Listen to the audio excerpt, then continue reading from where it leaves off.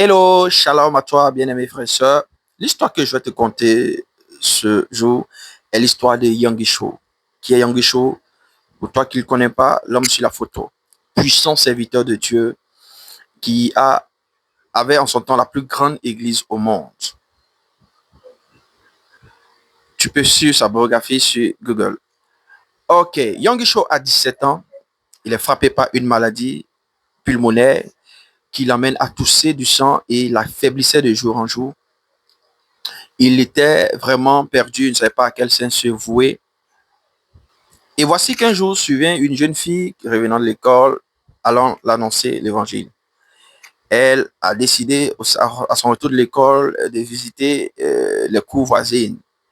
Et elle tomba dans la cour de Yonggi Cho. Elle lui propose l'évangile, il refuse automatiquement. Et cette scène se produit plus d'une fois. Mais la fille insiste jusqu'au jour où elle a tellement insisté que il a répudié, il a chassé. Et cette fille va faire quelque chose d'extraordinaire. Elle va se mettre à genoux, commencer à pleurer et commencer à implorer Dieu pour lui. Il est vraiment frappé par ce qu'il vient de voir. Il ne comprend pas pourquoi un tel amour, un tel niveau, un tel degré d'amour. Et c'est ainsi qu'il lui demanda de se lever et cette fille lui donna des documents et la Bible. Et pris de curiosité, il décide vraiment de fouiller. Elle dit, tu peux commencer à lire dans les évangiles et tout ça. Donc, il décide de fouiller et grande sera sa surprise. Ce personnage, il trouve un personnage dans la Bible qui guérit, qui transforme, qui apporte soulagement, paix à tous les niveaux. Il est stupéfait par ce personnage. Lui qui était perplexe sur la religion chrétienne et qui était attaché à sa tradition, va vraiment se trouver dans une situation où il va se poser les vraies questions. Il s'est dit, à l'heure où il est arrivé, il n'a pas besoin de religion. Il a besoin d'une solution. Celui qui va guérir et le sortir de cette situation. Et voici qu'il fera une prière.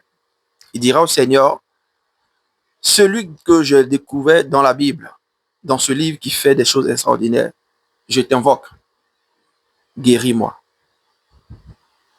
Après cette prière, il va ressentir quelque chose d'extraordinaire, un soulagement. Il va ressentir, lui qui était depuis un certain temps très affaibli, va ressentir vraiment une joie et une force soudaine qui s'empare de lui. Et il va sauter de joie, commencer à déclarer, je suis guéri, je suis guéri, je suis guéri. Et malgré qu'il vomissait encore du sang, mais son état vraiment était en train de s'améliorer jusqu'à ce que des mois après, des instants après, des mois après, la maladie l'a totalement lâché. Et lorsqu'il est en train de prier pour sa guérison, il a fait une promesse à Dieu. Il a dit au Seigneur, si tu me guéris, je vais te consacrer toute ma vie. Après sa guérison extraordinaire, Yonggi Cho tenu sa promesse. Il s'est engagé entièrement à servir le Seigneur. Et il a été l'un des plus grands serviteurs de Dieu de son temps. Il a amené le réveil en Corée du Sud. Il était une année l'homme qui avait la plus grande église, la plus grande assemblée. Il a construit des universités, des hôpitaux. Il a soigné des enfants à travers le monde, près de 4000 enfants. Il les a opérés. Voilà. Dans l'humanité, Dieu l'a vraiment utilisé de façon extraordinaire jusqu'à ce qu'il répate au Père. Quel témoignage. Il a écrit des livres. Vraiment, cet homme de Dieu a impacté des millions d'âmes à travers le monde entier. Waouh, quel témoignage. Qu'est-ce que nous pouvons retenir au travers de ce témoignage de cet homme? La première chose à retenir, c'est que Dieu a un projet pour tout le monde.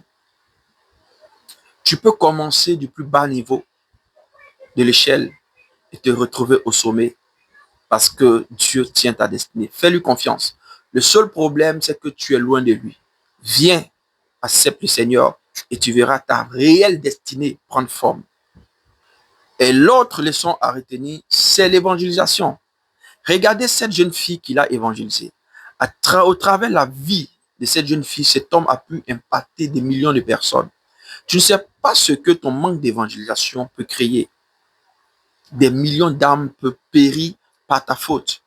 Tu n'es pas forcément appelé à gagner des millions d'âmes. Une seule personne que tu gagnes, par cette personne-là, tu peux atteindre encore des millions d'âmes. Aujourd'hui, cette fille, les décomptes, les récompenses seront également comptées. Toutes les armes que Yongisho a pu avoir, cette fille également aura une part de récompense. Alors lève-toi et parle du Seigneur autour de toi. Que Dieu te bénisse.